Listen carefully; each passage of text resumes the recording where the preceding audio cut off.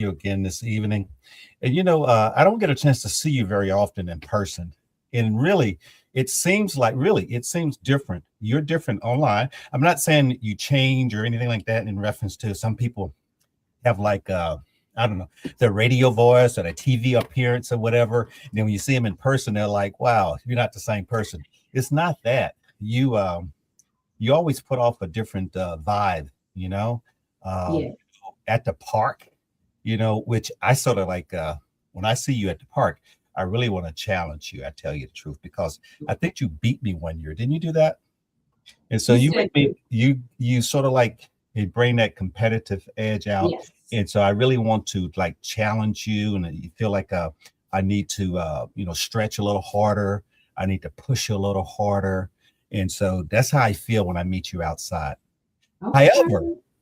However, when I meet you inside for whatever reason, it's sort of like when Tippy shows up, it's time to get things started. Hmm. Because you always come when we have the symposium, and like we are doing registration and things like that. And I think maybe because it's encroaching on your timeline, I think you usually tell me, "Hey, Larry, I only have 15, or I only have 20 minutes, or I only have 30 minutes," or something like that. But I know that it's time to kick things off when I see Tippy. So I think those the vibes, some of the vibes, and of course, it's very pleasant to be Yeah. in your company when you're in person.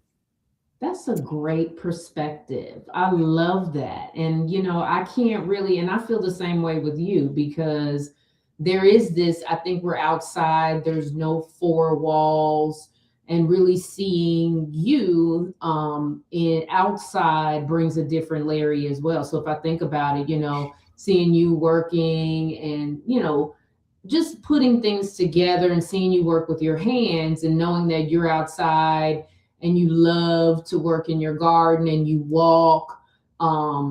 I can't take away from the fact that I beat you that one year. So it is that it's always that thing that we have. Yeah, yeah. Well, it happened. I wished that it was just like it was only you and I, maybe a chess match or something. Then maybe I wouldn't bring it up. But we had witnesses, and that's the problem. It's, it's we had witnesses, so I can't wait to the next time. You know what? And I'm going to carve out my schedule. I'm going to make sure that I have enough time and that there is some sort of walking. I'm not going to run because I know my limitations, but I'm ready. And so now that I know that you have been working, then, and that brings me, and it's so great to be, and I thank you for this opportunity to have this platform to talk about, moving in our bodies and things like that. And so, I know that I have to personally, there's a goal that I have to work on my cardio, build my lower body strength back up. And so I think that would be a great goal is to be able to have that satisfaction of crossing that finish line before you is like that's a goal. Yes, yes. Well, I look forward to that. I love, actually, I was talking about some individuals. That's what make me happy, because I do what makes me happy. I'm sort of semi-retired, if you want to call it that, and so I wouldn't do what I do if I didn't enjoy it.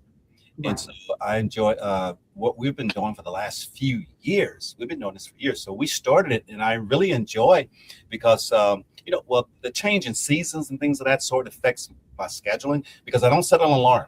I do not use an alarm clock unless I have to get up like some outrageous time, like 4 o'clock in the morning. But other than that, it's my body just wakes up.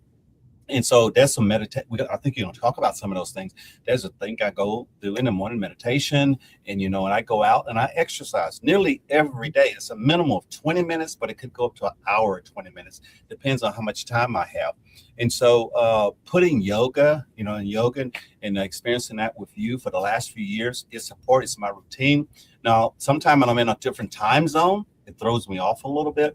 But other than that, that's a part of my day every day, and I really enjoy having you and your routine, your practice, and a part of my day, and so Yeah. kicking it off every week. So I enjoy it very much. Well, and I thank you. And like I said, It's such a blessing to have crossed paths with you and worked with you, and done things for your organization in different capacities. And so just you as a human being, and you being of service to serving in the military, to making sure your mother was supported and buying her, being instrumental in her buying her first home, to now serving hundreds of people and helping them buy homes, and then allowing me to experience that process and that journey from being a realtor, doing the first time home buying classes, to now teaching people, or use having your platform to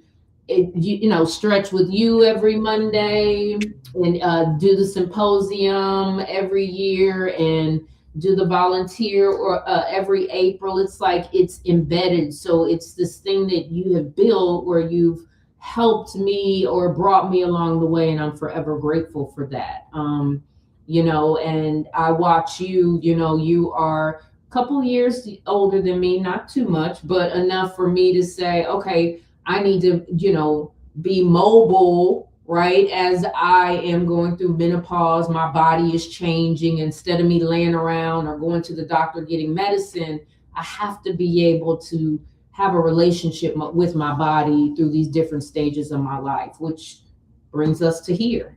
Yes, and normally we start off, and I want to work on my audience and those that have hopefully we have our following that has continued to follow us, and we get some, on the night of the Thriving Thursday, but also we have a lot of individuals that catch this on replay. So I want to say welcome, whether you're here watching us live. We're on multiple platforms. We're both on YouTube, Facebook, Instagram, so you can catch us there.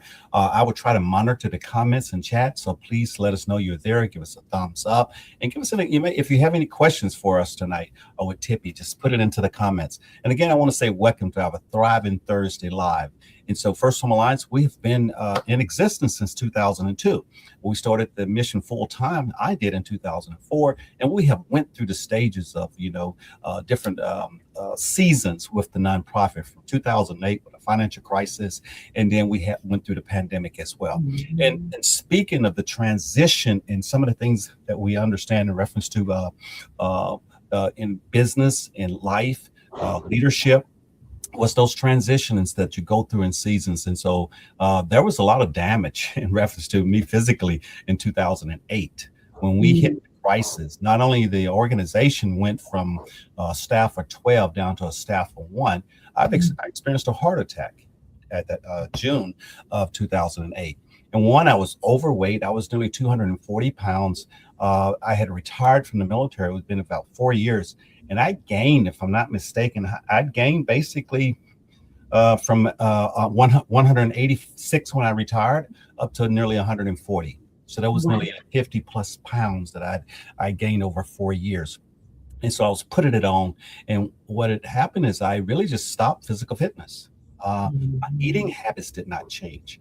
My sleep habits changed maybe a little bit. I think I got a little bit more sleep once I retired because I wasn't waking up to an alarm clock. But the exercise is totally no PT tests, every 6 months in the military. There's no routine. And so nothing that pushed me out there. And so not understanding being over 40 years old at that time, I was about 46 at that time, I should have been cutting back on my food intake and some food choices anyway. Some of the food choices that I needed, I didn't pay attention to. So cholesterol was booming and heart was getting bad and things of that sort. And the physical fitness was totally out. And so it was a wake up for me, not being able to handle those crises psychologically, mentally, and physically. And therefore, the heart attack. But what it is, there was another incident, season in growth in my life and development, but also with the nonprofit of during the pandemic. Now, this time we had paid more attention to our nutrition. I had met people like TIPPI during this time period because TIPPI had the relationship. TIPPI came to us, if I'm not mistaken, she was in real estate.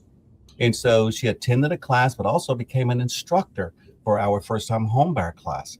And then she began to volunteer and help with our our fundraising events.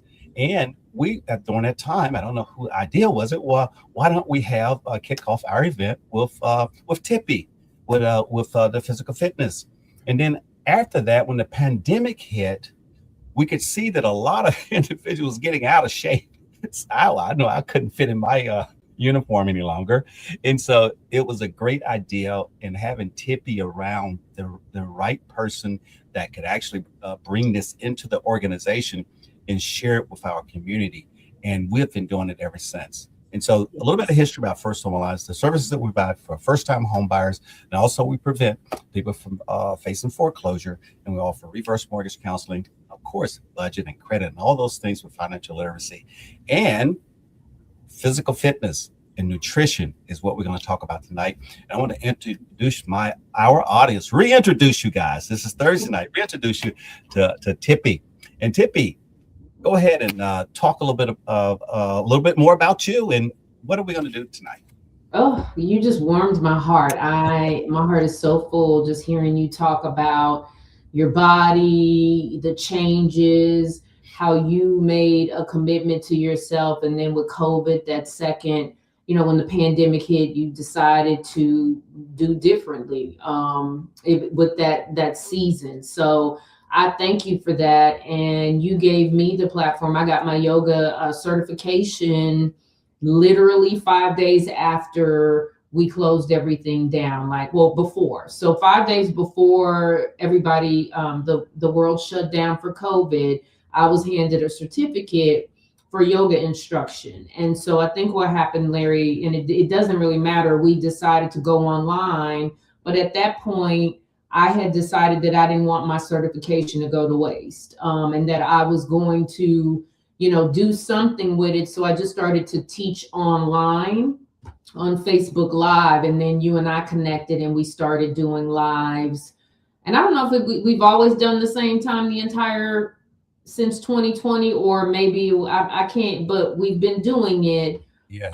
Every Monday. And, I thank you for that. And one of the things that I found yoga through stress. I manage a lot of people. Not only do I manage a lot of people, my energy is very big, and just so everything has to be this, which is cool. And I'm okay with that. But then I couldn't figure out how to bring it back down. So it's like, if you're constantly in this swirl of and you go to sleep with the swirl, you wake up with the swirl, your body's going to at some point just crash and burn.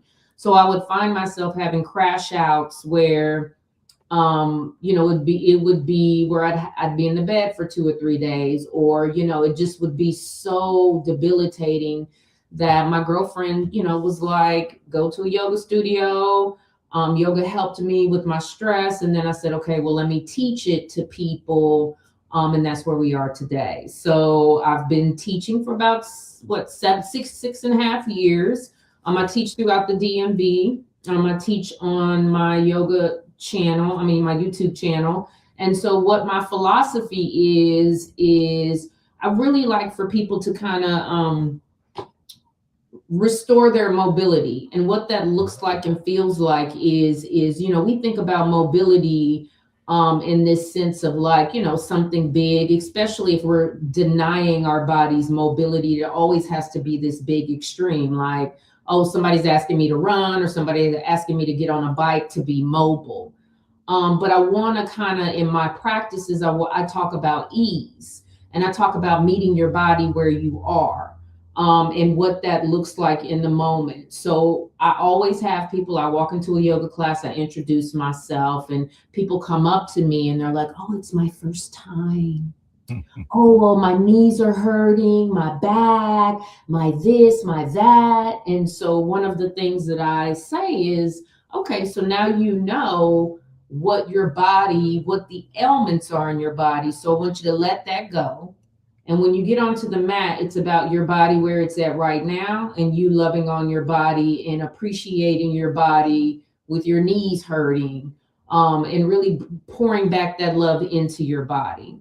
So ease isn't something you find. Like, we're not looking around for something easy. we want to create ease. It's what we create in our bodies. And so sometimes our bodies, we have to undo some of the things, some of the stories we tell our bodies, right? And so what and let me stop just talking, but what is some of the stories that you tell your body? And I don't want to, and it doesn't, it could be a true story. I'm not saying that that's not what it is. It's just, what are you telling your body? Well, sometimes, I mean, of course, I have to sometimes talk myself out of it, but sometimes I tell my body that it's gonna hurt if I, stretch too far or make long strides. And so, I find myself taking shorter strides because I want to avoid the soreness. And so I tell my body, that I should take smaller, shorter steps. But I also tell my body that sometime that it's there's a change in the air, and so if I go outside, I'm gonna feel bad. The air is not clear, the air is not healthy, so I'm gonna have a difficult time breathing. So again, I tell my body even before it happens. Yeah. So, and sometimes, one of the things like right now, it is so pain. My knee, my right knee, actually, it's my left knee, has been hurting me for probably about 8 months. And if I call my mother and tell her my knee is hurting, the first thing she's going to tell me to do is go to the doctor, right? And so, or go to somebody, right? Go to Mhm. somebody. And she might be right. But the first thing is me knowing my knee is hurting is really understanding what is it, why is my knee hurting? So if I could be 100% candid with myself, and I'm going to go down a rabbit hole, which is kind of what I do. I have been indulging in sweets a lot more than I should. And so my body has picked up a couple of pounds of weight that my knees or my lower back is trying to adjust. So that extra weight is causing a little bit of strain on my knees, right? On my lower back. So I'm a couple pounds heavier than I am normally. So I recognize that me doing yoga and me doing certain things without being mindful of, oh, I may have to shift a little different, or I may have to do move a little different. I noticed it in my jeans when I put them on, but I didn't necessarily give myself that same care when I was moving my body. And so one of the things that when I'm teaching yoga, I breathe, I know that that knee is a little bit sore. So I will modify. I won't not stretch or work out. I will modify, I will support, and I will will my knee to get better. So it's kind of the things that we talk about and the things that we say to our bodies, and how do we switch that language where we can make it to where the healing comes from self-healing and this thing, our mind body connection. So just as much as you thrive and you need love, and when you feel love, you open up and you respond, your body needs that same type of love. So my philosophy is let's ease into these postures, let's understand where we are, and let's restructure the stories that we tell our bodies. So the ease method, I'm going to talk about it, and you'll see me moving out my legs. I talk about easy seated. Every day easy seat looks a little different for me. My lower back is, I need to do more work on my lower back and my knees and my ankles. And so I've been trying to do Zumba. It hasn't really worked out like it should, but I'm doing it. So I try to do Zumba. That's my cardio. I love to dance. And so I try to do Zumba 1 or 2 times a week. And so when I don't do the Zumba, and I just stretch, my body is reminding me that I need to get up and work it out. So that's where I'm at. I want to talk about the ease method and what that looks like. So I did have a slide. I don't know. Yes, we'll bring it up. We'll bring it up. Okay. All right, so this mobility series today, we're talking about the hip. So this is a four-part series, and we're going to go all through the body parts. And tonight we're talking about hips and hips, where we hold on to a lot of our stress. So with the hips, we hold tension in our hips. And why do we hold tension in our hips? It's pretty much the main storage site for unprocessed emotions and stress. So when you, I don't know if Larry and maybe you can chime in or not. Have you heard about the chakras, the energies in our bodies? No. Okay, so I won't go down that rabbit hole, but there is the energies in your bodies as chakras. And so when you talk about your hips, one of the things is the root chakra and things that may impact your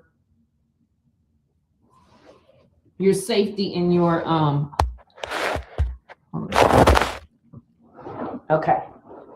One of the Yeah. things that may impact that is your inability to feel stable and safe. So if your environment is not safe or still, your hips might lock up and you might find that extra tension. So whether you feel safe and secure in your job, whether you feel safe and secure in your relationship, wherever that is, that's unprocessed emotion stores right in our hip creases and our hip areas. Also, prolonged sitting compresses and tightens the hip flexors. So those are other things that sit in the hips and cause stress and pain. All right. So do you, Larry, I want to ask you really quickly, do you observe or have any stress? Okay. And yes, can you ask me that again? Yes. Sorry. Do Yeah, you no problem. store stress in your hips? Do you feel like you store stress or anything in the hips? No, Any I'm tension? trying to see. I'm trying to figure it out. See if I feel it now. And you said the root chakra. I didn't know exactly how to pronounce that, but I have actually heard of that on Yeah. some of the channels that I've listened to. But hips. One is I actually I don't know if you know that I marched in a band. I guess I started music in Mm. sixth grade, and so around seventh grade we started marching. And so that was one of the things I used to think it was funny how some of the people was marching, but to keep your instrument from bumping your lips and everything, you actually need to swing your hips a little bit more when you're marching to maintain that stability. And so I can sometimes find myself, because you can't help but understand what you call the gait and things of that sort when you start talking about marching and color guards and all this other stuff. And so sometimes I think, I'm sort of like cautious as to maybe what I may be doing with my hips or whatever, because some people may just get some ideals or whatever because you're walking a certain way. But I may start listening to music and I'll start moving my legs to a certain length or stride and things like that, just unconsciously. Mm. So I think I can feel, I think that I can feel the tension when I said about the shorter steps and things of that sort. That can actually cause more pressure, even though I think it's going to hurt if I do longer strides and faster. But actually, shortening my step and not moving the hips actually cause stiffness as well. So, but yes, I am aware of the stiffness in the hips, and I do get it if I'm not, paying attention to what I'm doing. Yeah, and I get a lot of stress in my hips. So if I teach, like I teach probably 5 to 7 yoga classes a good in a week. And so if I am not teaching a yoga class the next day, I have to have a heating pad on my lower back because I do feel like my body starts to, I still need to move, like my body is asking for that movement. And so I don't want to say it's like a shock, but it almost is. There's a lot of tension in my lower back from not stretching that I get from when I stretch.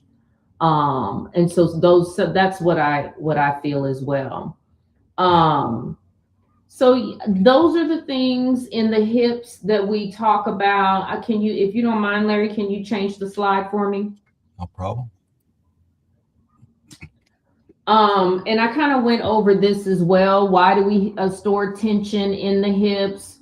What we carry in the hips, we carry stress, we carry fear. It activates your psoas, so it puts you in that fight or flight muscle is your psoas. So if you're always bracing yourself, whether it's for that pain or if you know that that pain is gonna come, you know, that brings me back into the breathing, and brings me into the ease method. So what I want to talk about next is, and if you can change the slide, is the ease method and what that is. So the ease method, it starts with the exhale, and just really finding that space of where you can let go of the tension with a slow breath. So finding what, so if I say, if you're in a yoga class and you're like, oh my gosh, I don't want to be in this class, I don't know what I'm doing, or maybe you're at home. What I love about doing yoga at home is you can grab as much or as many props as you need. So let's say we're getting into a butterfly position and some people can't bring the soles of their feet together and their knees are up here. Um, it's exhaling in, letting go of the tension, finding that support, and just breathing into wherever you are. That easy seat, the butterfly, and allowing yourself not to brace yourself, but to have space in the body. All right, so that's the exhale. That's the E in the ease method. The A is align. So making sure your alignment is good. So the hips and the spine are always in a straight line. So if you've ever followed me on my Monday night or Monday morning flows, I talk about finding an easy seat, making sure your spine and your hips create that straight line. So your shoulder blades in your hips are here, right? So not hunching the back and sitting like this, bringing the shoulders forward, but rolling the shoulders back, keeping the chin neutral, and then maybe extending the legs out.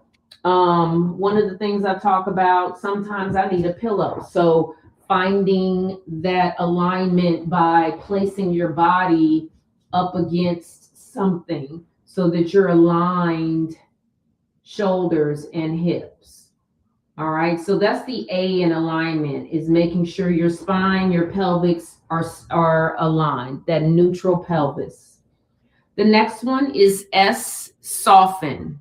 That's my biggest one. Soften the body. So don't brace, don't clench the body, don't prepare or have the body or brace the body for the movement before you start to move, because you sometimes will do more damage than actually just allowing yourself to ease. So one of the poses that I will demo is cat cow.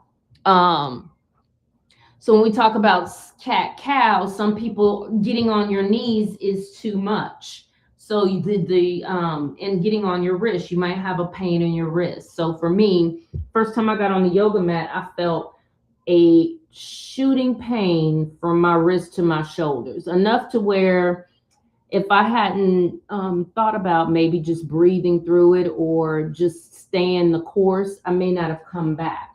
But what I did do is I stayed the course, got my support, so maybe doubled up on the mat, brought a blanket to find ways to soften. And once I was able to get on my mat, on my hands without that pain, then that's it. Just letting go and finding that ease, softening the body. Maybe it's resting on a pillow if you still feel pain. So it's not bracing, not ooh, but all right. So the last one with the ease method is E, and that is expanding. So breathing, as I was stating, like once you get into that comfortable position in your cat cow where your body is soft, you can start to expand. So breathing into those spaces, creating space and imagining that breath going to the wrist once you're able to let go of the pain in the mind. So the ease method is really designed to meet you where you are with your body. I want to reiterate that it's so important that our minds allow our bodies to do what's easy without you trying to look at your neighbor, compare what you see on YouTube. It really is about where you are and what you want to achieve. And what well, and as a yoga instructor, what I would like for you to achieve is just ease throughout your body. So that's my ease method. It is the E. We are exhaling, meeting our bodies where it's at, letting go of the tension.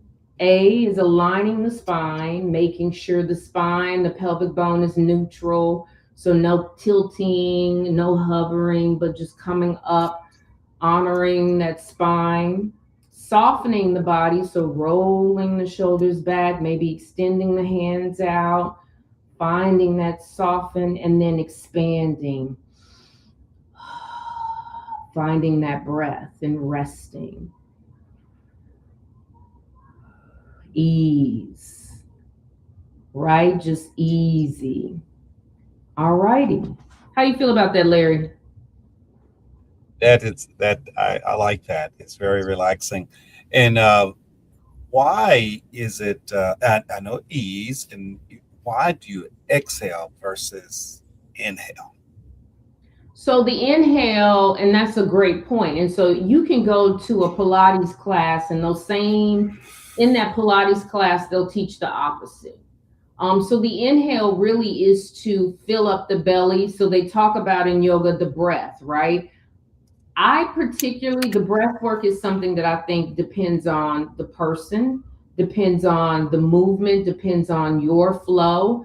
One of the things that when I first started doing yoga, and let me answer your question. So the inhale and the exhale. So the inhale allows the body to fill up. And when you're breathing through the nose, it's almost like a cleansing. And then the exhale releases out. So the breathing is supposed to allow the body to calm down through the breath work. So there's so many different types of breath work and pranayamas, all these things that they teach you, but really the breath is to just really slow down and remind yourself. So I feel like it's a pause. So what happens when you're not breathing? Depends on for how long. Right. So the breath is just an awareness piece, and it is literally, we talk about just in general, the breath is you're alive when you're breathing. So it's kind of that same principle is bringing that liveliness into your body. Yes. Great question. Yes, I've taken some notes this morning on the walk, and it was actually about inhaling and exhaling. I was looking for those notes, but bringing in, I think it had something to do with mercy, you know, breathing in mercy, and also breathing out grace. Yeah. One of the two. I may have it reversed, but the breathing is a way of for me is to start the process of the relaxation. So it's very hard, I think when you was asking what happened when you hold your breath, I don't think that's very relaxing. And so, yeah, you definitely, in most cases, that exhale do causes you to, for me, to relax. Well, So, I'm a holder of my breath. And so even as a yoga instructor, when I first started teaching, and I was teaching with friends, I had a girlfriend who was like, why are you holding your breath? And it was wow. like, oh, and it was because I'm trying to talk to the pose and think and do all these things while I'm trying to instruct. And then I thought about it and was like, well, it's supposed to be natural. It's supposed to be from within. And so if I'm holding my breath and I'm talking about inhale, exhale, it's a contradiction. So it is also beautiful to breathe together with a room full of people. It's very intentional and deliberate. So when you can allow your breath to move in a way where you're controlling it, I think that that's a beautiful thing. Yes. Yeah. I don't know. I started thinking of some weird things. Um, I joined uh, combat area where individuals hadn't fired weapons in a long time. Um, I would have to give remedial training in reference to firing weapons, and so of course some people are afraid of the weapon, and so that's what frightens them and causes them to tense. Some Yeah. would hold their breath and things of that sort, and especially depends on the weapon you're holding. You hold your breath, you begin to tremble and things of that sort. And so there is an acronym that we use when you fire rifle. It's sports. It's no, that's to stop a stoppage actually. But actually, it's another BRAS, BRAS. Breathe, relax, aim, squeeze. Breathe, relax, aim, squeeze. And so Mhm. if you're concentrating on that, you're able to, to most of the time engage a weapon and hit a target without uh, by controlling your breath. And so a lot think it's the aim and things of that sort, or how you center mass on the target and all this other thing, but actually have a lot to do with your breathing. Yeah. Yes. When you go to the doctor and they're about to give you a shot, they tell you, hold, or even when in the wax where the Hmm. wax suite when they're waxing, they tell you to breathe. Like everything is centered around relaxing into that space of relaxing your body and breathing. And I think what I recognize is those people that come up to me before class, it's to me, you don't have a real you I want I didn't have a really good relationship with my body at certain air points of my life due to whether it was assault, whether it was an ailment, whether it was me falling on my I remember falling on my knees in basketball and it hurting and being like needing a knee pad or being scared to go back on the floor and fall again, right? Think about how people never ever go back because of that one time that they fell versus just breathing through it and doing it again. Yes. Um, so those are some of the things that I But think that about. don't happen when I go to the doctor. When it comes to taking a needle, they talk about relax. I mean, that's the time I'm holding my breath when they stick in the needle, and I don't want to go back again. And each time I go through that same trauma to my let's breathe, and it's hard. You catch your breath and then you can't let it out. And yeah, so anyway, that's me and needles. That's so I'll try to remember to breathe next time. Or just not look at the needle. Now we're going on a That's different right. subject. Yeah, just turn your head. I mean, I tell you like I tell my son, but that's a whole nother Yeah. conversation. Okay. All right. All right, so we have a couple more minutes left. I wanted to demo a couple of postures where it would be really easy. I think the first thing that I want to demo is the figure four. And that's something as simple as making it's, helping with the knees. So I'm gonna first figure four without any support. Figure four is literally stacking your ankle on top of your knee and then stacking your ankle on top of your knee. Now, there's a space in between my knee and my ankle here. So you can put a block here. But this is a really great posture to flush out your hips. Does it feel great? If you've never done this, again, this is not where you're going to start off. So where I'm at is not where you're going to start off if you Okay. are doing this for the first time. I don't know, Larry, are you trying this? Can you I, sit like this? I'm trying. I can do one at a time, I think. Okay. So this is figure four. Now, let me go back and show you how to cradle the baby. And maybe if you first pick up, just grab your leg. And what I want you to do is take this ankle, right or left ankle, and just bring it into that elbow crease. And then you're going to take the knee. And if you can, now you may have to hollow out the back. This is where you can hollow out the back. If you can try to keep your spine fine, then fine. But we're just going to rock and I always forget the Okay. name of this posture, but we're really just getting into the hips, the knees, and we're just rocking left to right. Now, some people might be down here. You want to just get that mobility, just moving a little bit and then come down. Now let's go opposite foot. You can pick it up, bring it up on top, and you might see that one side feels better than the other. I'm left-handed, so my left side always feels better than my right. All right, so here's Yep. figure four, and then let's say we're going to cradle the baby. We're going to grab the knee, grab the ankle, and just rock. Just adding some mobility in that knee and that hip. And again, it can be here, it can come up. Maybe you start 1 week and you're here, and then you come up by week 4, you might be here. All right, and here we go. Lay that foot down, and then let's find a cat cow. So, cat cow, tabletop. Can you get, are you on a, I don't know. I can get that one. Tabletop, wrist under shoulders, knees under hips. Okay. So you're going to align yourself. Make sure your shoulders are hip or shoulder width apart and your knees are hip width apart. And then we're going to come onto our shoelaces. So shoelaces here, hip distance. So your arm shouldn't be out here. Nobody's arm should be out here. Your hip, your shoulder blades are not out there. All right. So cat cow.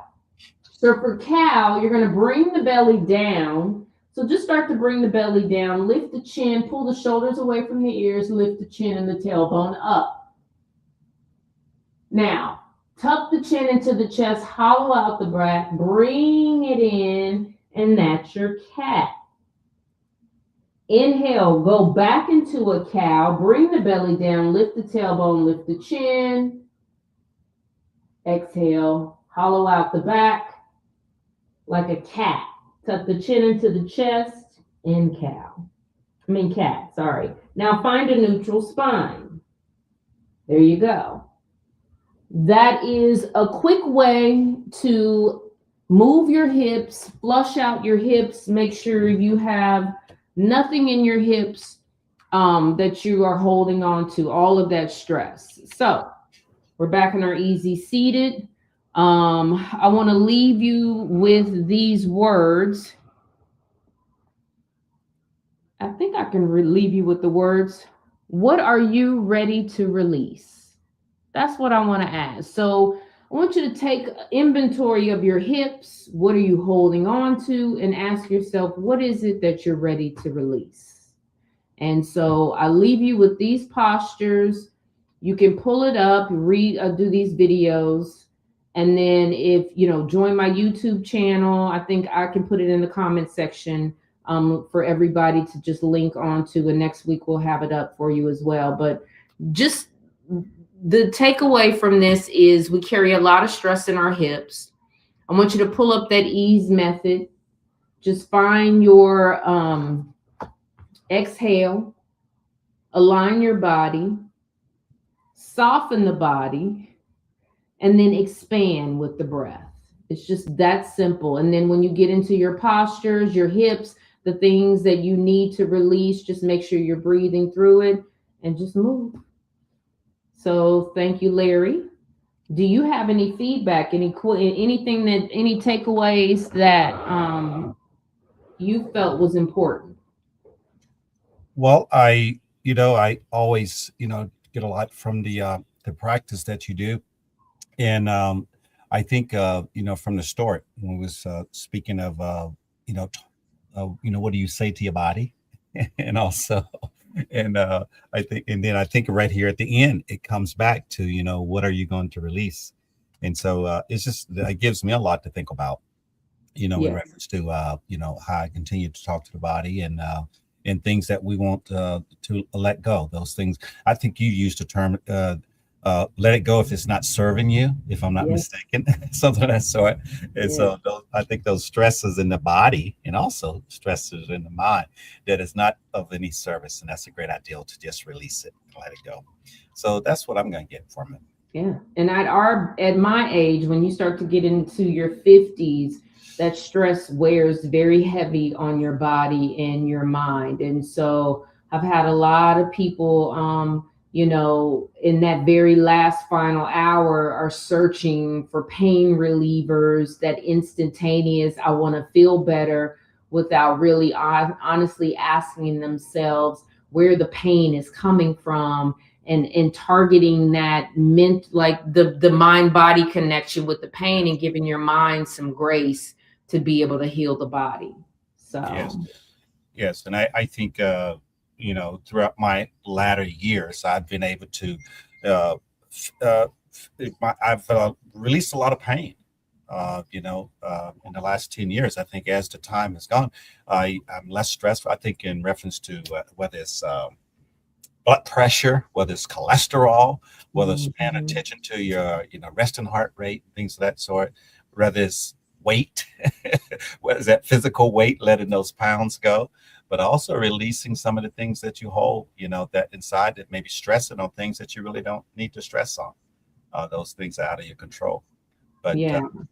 I think that when it comes physical, there's a lot of things physically we can control, and both mentally too. And so the more we can release, I think the lighter, that will flow. Yeah, and I also want to say, I have been in menopause. There's a lot of friends of mine that are entering either perimenopause or menopause. So as our, and we've all had menstrual cycles and things like that. And I think our bodies are always changing. And with that change, what I recognize, and thank God I had actually started to do yoga when my body started to do its craziness. It was so the yoga helped me understand that it's a natural evolution. First of all, I'm not alone. Did I wish I had more knowledge about it? I'm not sure. From my perspective, I think I'm that if I know more about it, then it's just going to send me in this tizzy. But understanding menopause and having that menopause journey, my body deserves to have that ease while it's going up and down and around and left and right. And so it's very important that I give my body grace, and I've been able to do that. Yes. And Debbie, could you speak on detoxing? Ooh, a little bit. The detoxing is, some people, and there's so many different levels of detoxing. I can think about detoxing in your body, and let's talk about flushing out, and that could be something with the yin yoga, different types of stretching, maybe holding a posture 4 or 5 minutes where you're not moving is could be a detox of the body. When you talk about detox, Larry, are you speaking of just in general terms, or are you speaking of things that you can ingest to flush out the body, things of that nature? Yeah. Both, I think, flushing and, literally, detoxing. Yes. Yes. Yeah. Body I'm fluid. not, I mean, and I've seen people, I've done a detox personally, and I think, and I do have people that do detoxes maybe every 6 to 6 months just for a Mhm. flush. Yep. I've done that. It is very scary to me to see and I shouldn't say scary because no fear, but it was very telling for my body to go through the stages of detoxing. Yes. And naturally, I mean, it's not, I experienced and I've done it a few times, not every year, but the first time that I experienced the fasting over a Mm. period of time. I actually if you want to use the term, ingested quite a bit of water. We're talking about 5 bottles because I was going to go the whole day with no intake of food or water. And so I found out exactly how much water my body could hold before it just like you have no control on how it comes out. It just, but there's a certain amount of water, for me with fruit and lots of water in it. And so it's a natural way of doing it. I don't know if that's Mhm. something to hydrate quickly or whatever and prepare yourself for a long length of time with no liquids, but it will cause you to detox. And during that time period, I actually, without even attempting to lose weight, it just happens. And Yeah. so that detox do help, uh, It periodically, I think. It's a beautiful thing once you can, and it's also, the thing with detoxing, it's a discipline. And I Yes. think that that shows up, it's very difficult. You have to be disciplined and diligent to go through the detoxing, I did a green, was it a cleanse, a fasting. All of those things are forms of discipline, that require, a mind body connection. You get to know your body, you get to celebrate your body, especially after that accomplishment. My taste buds changed dramatically. Yes. I don't yearn for some of the stuff I used to.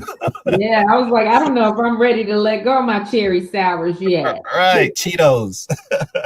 But I did let go. I like some things I knew I had to let go. The Mountain Dew and Oh yeah. pork skins. I, Pork I skins. pork skins. I That was like my when I was driving. I would Mountain Dew, pork skins, and sometimes sunflowers. I still do the sunflower seeds, but pork skins and Mountain Dew. There's some things I just cut off my out of my menu. Yeah. And so I don't know. But in the lasting topic, Tippy, I would like for you to is like, if you want to call it rest, not necessarily resting, but relax when at the end of your practice or exercise or whatever practice, or bringing yourself down to a relaxed state, whether that's Mhm. breathing, positioning, or whatever the case may be. How important is that? If you want to call it relaxing or cooling off. So we call it the Shavasana, That's the final relaxation pose. Some instructors call it corpse pose, which is what I don't like that, but it does give you the idea of you should be laying there, as still in the body. And so it is super important. The final relaxation pose is like your reset back into the world again. When you're on the yoga mat, and even if you're meditating or trying to find a moment of silence, that final relaxation pose is your moment of silence. It's your And before yoga, I couldn't sit down, and I, truth be told, I do still sleep with the TV on, but getting that moment of silence is sometimes so important, when, especially when you're making big decisions, things are chaotic around you. Being able to take that time to lie where your mind is still and not thinking about things. That's what the final relaxation pose is about, is being able to cut off everything and everybody, and tune in and listen to your body. What is your body saying? What noises is your body making?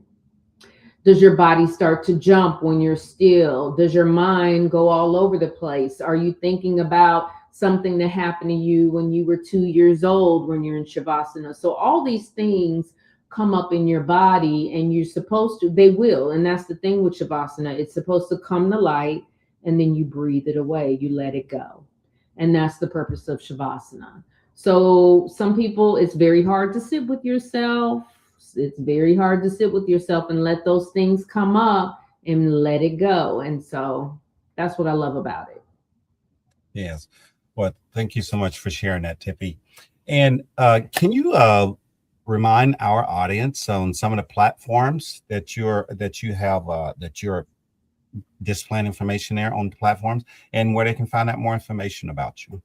So I am on Instagram, Yoga with Tippy. That's TIPPI. I do have a YouTube channel, Yoga with Tippy. You can find me there. You can find all kinds of stretches with ease, lower back pain. I have all kinds of videos on YouTube. And then, of course, I'm on Facebook. And my Facebook name is different than the Instagram, but it's Tapanya. But you can usually find me. They're all connected. So when you find me on one, you can find me on the others. Yes. Yeah, yeah, great. Yes, and of course, you can always find Tippy on First Home Alliance. You can check out our fan page on YouTube. Also, you can find us on Facebook and also Instagram. And I'm going to beginning to learn a little bit more about Instagram, but we're posting as much as possible out there as well. And so, of course, join Tippy. She's doing during the summer. There's pre-recorded videos at 7:15 on Monday morning, but you can pull them up at any time to watch them, and they will be displayed there on YouTube and also on our Facebook page. The long videos are not stored on Instagram, but we will show some shorts out there on Instagram. And of course, she's going to be with us for the next 3 weeks, for the rest of the remainder of July, on Thriving Thursday. So, Tippy, you just like to give them a taste of what to expect next week? So we're covering the shoulders. We're covering all the body part. Well, we're trying to cover 4 body parts. So we're doing the hips, the shoulders, the knees, the lower back. So if my memory serves me correctly, we're doing the shoulders. If we're not doing the shoulders, we're moving. We're getting mobile, right? So we're moving a body part. So I hope that you can join, if not one, all, but get in where you can fit in, and let's try to relieve tension with the ease method. So thank you, Larry. I appreciate you. You're such a blessing. Thank you, First Home Alliance. Amazing community. Great. Thank you, Tippy. Continue to follow us on our social media platforms, and also visit our website, firsthomealliance.org, for our upcoming events. First time homebuyer class. We have 2 of them this month. On the, let me get my dates correct. On the 16th, we're going to have a class on Quantico. You can go to our website to find out more information, or the VHDA website, or Virginia Housing website. That one's on Quantico. Military ID gets you in easily. If not, you need to visit the visitor center for a day pass. And then we have our class on the 18th. That is going to be at the Palazzo building. That information also on our website and social media as well. That class will be held at the McCourt building in Woodbridge. So look forward to you having out there. And thanks for all our presenters and sponsors for the class. And so continue to come out to our classes and follow us on all the media platforms. Again, thank you. Thank you, Tippy. Look forward to seeing you again next week. Thank you. Thank you. All right. Namaste. All right. Goodbye. Namaste.